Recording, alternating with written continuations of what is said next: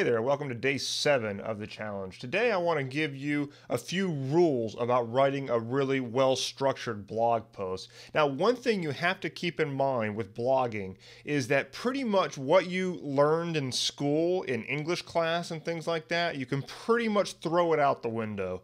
It might seem a little odd, but that's pretty much the case because in English class, we've all been trained to basically write these essays and we write, like an academic. And those types of things do not work when it comes to blogging. Blogging is a very different style of writing, and you're dealing with people's attention and attention spans on the internet. And it's very different than a term paper or something to that effect that you might have written in school. So the rules are very different, and speaking of that, let's go over to the computer and let's talk about some of those rules of writing a good blog post.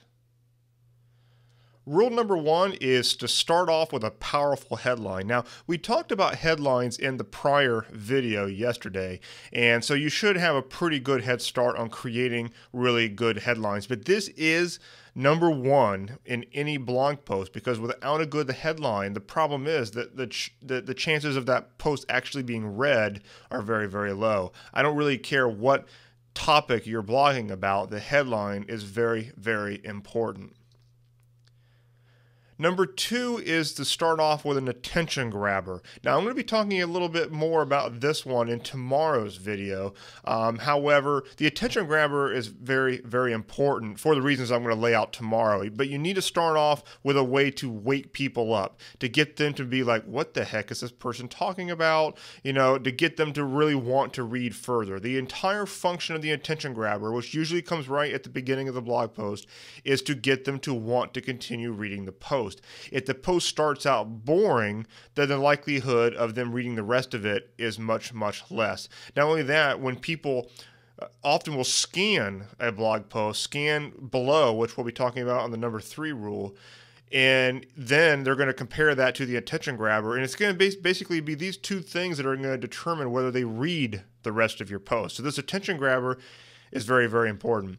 Now, the third one is, again, make it scannable. Now, this is very, very important. A lot of people do not think about the scannability of a blog post. It simply means, can you look over a blog post quickly without reading it and tell what it's about and see if it speaks to you? Does it contain a promise? Does it contain some points of interest that are going to make you want to actually read it? Now, the things that one usually looks for here are the attention grabber, which we've already talked about. They also look at subheadlines. Subheadlines are very, very important because those things are going to stand out in bold and usually a bigger font. So they're going to scan those headlines and they're going to see what the text is in those subheadlines and decide whether they want to read what comes underneath them. Another thing that people will often look for is lists, whether it be an ordered list or just bullet points, something like that, and they will scan the bullet points. Bullet points have a way of making us want to actually read them, so they'll scan those things. So these things all go together into making a post scannable. You do not ever want to have a blog post that is just a big block of text and you're assuming that the person's going to read it. In most cases, they're not. You have to convince them to read it with making it scannable and having the things that they're going to scan actually make them want to read the thing. Number 4 is to have some type of an image with a caption. Now, this one is one that I've broken many times, and some people do, other people do as well. However, I really recommend that one lean toward trying to have at least one image in a post, and I think you should have a caption. Now, why a caption?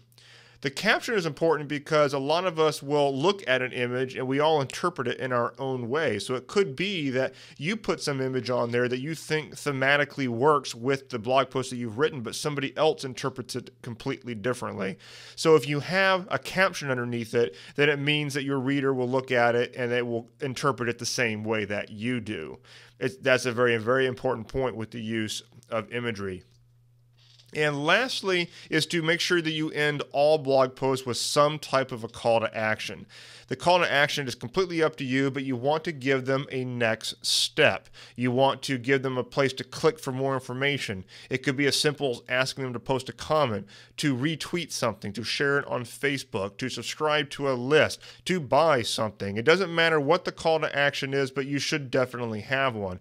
If you don't give the person something to do, then they're probably just going to abandon your site. And as a blogger, you're trying to keep them around. So in order to do that, in order to maximize the chance of keeping them around, you need to give them something to do.